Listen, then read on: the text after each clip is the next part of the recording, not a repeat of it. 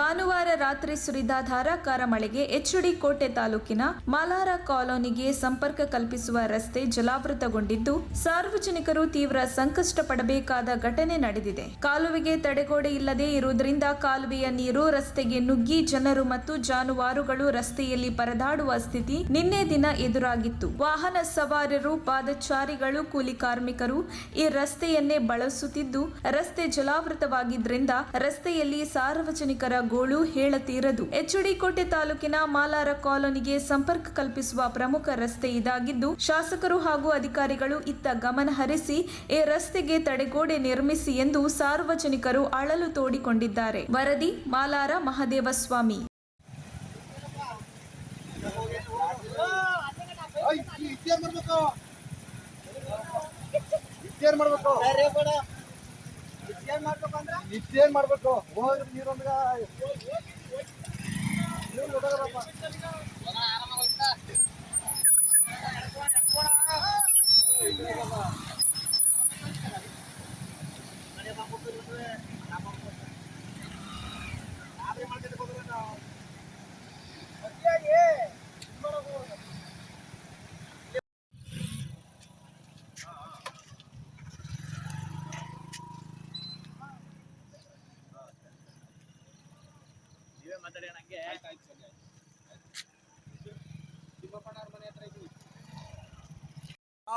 ಎಲ್ಲ ರಸ್ತೆ ಕವರ್ ಆಗಿ ಹೋಗೋದಲ್ಲ.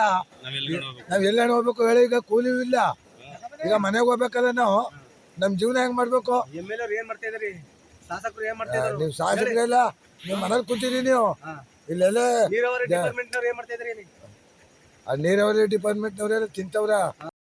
ಸುರಿದಂತ ಭಾರಿ ಮಳೆಯಿಂದ ಇಷ್ಟೆಲ್ಲ ನೋಡ್ತಾ ಇದ್ದೀರಿ ತಾವೆಲ್ಲರೂ.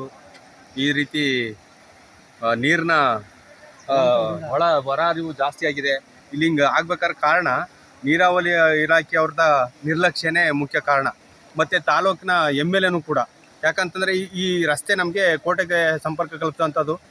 ಆ ರಸ್ತೆ ನೋಡಿದ್ರೂ ಕೂಡ ಭಾಳ ಅಸ್ತವ್ಯಸ್ತ ಆಗಿ ಜನರ ಜೀವನ ಇಲ್ಲಿ ಸಂಕಷ್ಟದಲ್ಲಿ ತಿರುಗಾಡುವಂಥ ಪರಿಸ್ಥಿತಿ ನಿರ್ಮಾಣ ಆಗಿದೆ. ಅದ್ರ ಜೊತೆ ಈಗ ರಾತ್ರಿ ಸುರಿದಂಥ ಮಳೆಯಲ್ಲಿ ಈಗ ತಡೆಗೋಡೆ ಇಲ್ಲದ ಕಾರಣ ಈಗ ರಸ್ತೆಗೆ ಅಡ್ಡಲಾಗಿ ಅನಾಹುತ ತಂದೊಡ್ಡುವಂಥ ನಿಟ್ಟಿನಲ್ಲಿ ನೀರು ಹೊರ ಹೋಗ್ತಾ ಇದೆ. ಇತ್ತ ಕಡೆ ತಾಲೂಕಿನ MLAಗಳು ಮತ್ತು ಅಧಿಕಾರಿಗಳು ಬಂದು ಇಂಥವಕ್ಕೆ ಸಹಕಾರ ಮಾಡ್ತಾ ಜನರಿಗೆ ಅನುಕೂಲ ಮಾಡಿಕೊಡ್ಬೇಕು ಅಂತ ಅವರಲ್ಲಿ ಕೇಳ್ಕೊತಾ ಇದ್ವಿ. ಇದು ಇದೇ ಎಚ್ಡಿ ಕೋಟೆ ತಾಲೂಕು ಹೋಗಿ ಇದೇ ಮುಖ್ಯ ರಸ್ತೆ ಆಗಿದೆ.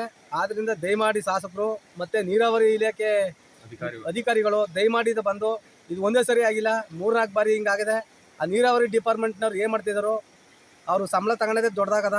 ಇಂಥ ಕೆಲಸ ಕಾರ್ಯಗಳೆಲ್ಲ ಏನು ನೋಡ್ತಿಲ್ಲ. MLA ಅವರು ಅವ್ರಿಗೆ ಏನಂತಾರೆ, MLA ಅವ್ರು ಇನ್ನೇನೋ ಇಳಿಯೋ ಸಂದರ್ಭ ಆಗ್ಬಿಟ್ಟದ. ಎಲ್ಲಿ ಬಳ್ಳಾರಿಲಿಂದ ಅಧಿವೇಶನದಲ್ಲ ರಾಹುಲ್ ಗಾಂಧಿ ಅವ್ರನ್ಗ ದಯವಿಟ್ಟು ಇದು ಬಂದು ಇಂಥ ಕಡೆ ಬಂದು ತಡೆಗೋಡೆ ಹಾಕಿ ಶಾಸಕರೇ, ಫಸ್ಟ್ ನೀವು ಮುಂದೆ ಬಾರಿ ಗೆಲ್ಲ ಅಂತವ್ರು ಬಂದು ಇದು ನೋಡಿ ಫಸ್ಟ್ ಬೇಗ